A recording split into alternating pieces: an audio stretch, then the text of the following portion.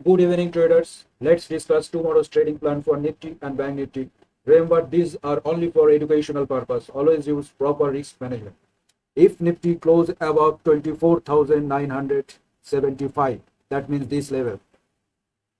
If Nifty close above on this level, we can initiate buy entry, and in that case, our target will be 25,075 near this area.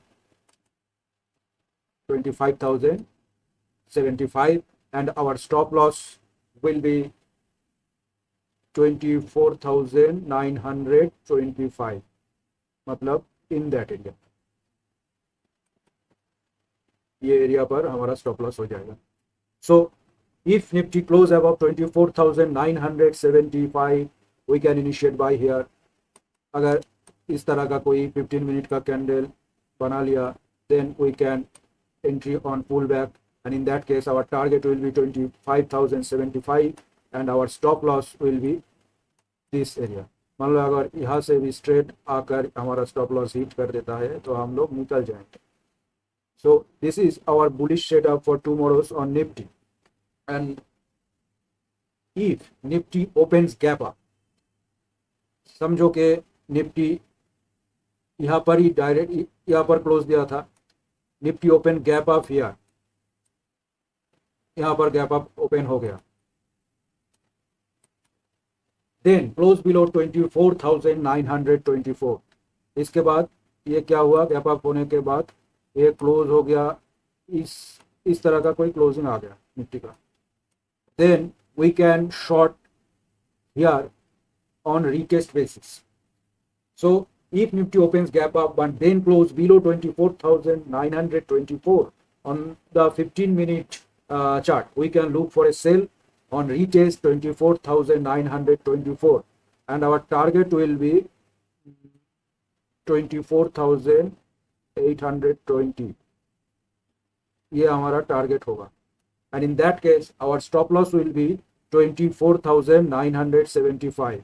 ये zone पे हमारा stop loss होगा. जैसे entry and target ये है for short position,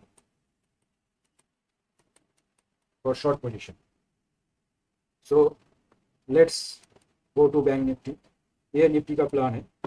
और if Nifty gap down, समझ लो अगर निफ्टी किसी भी हाल पे यहाँ पर गैप डाउन ओपन हो गया, just like 24,820, then we have to wait for price action.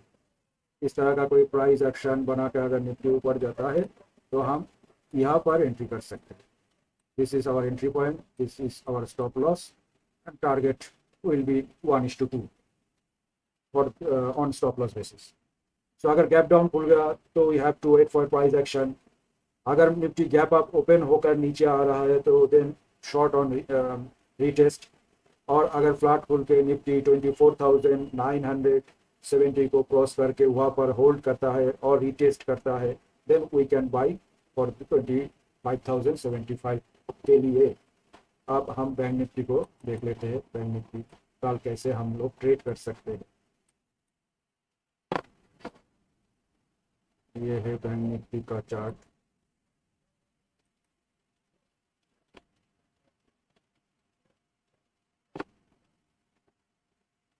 यहाँ से 15 मिनट्स का चार्ट ओपन कर लेते हैं.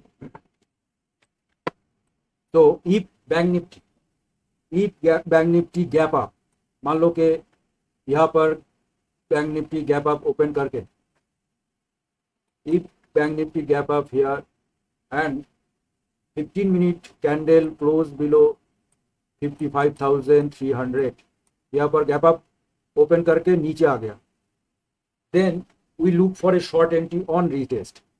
अगर यहाँ पर ही 300 के नीचे क्लोज करता है तो we can short here, and in that case our stop loss 55,400 and our target will be 55,100 in that level.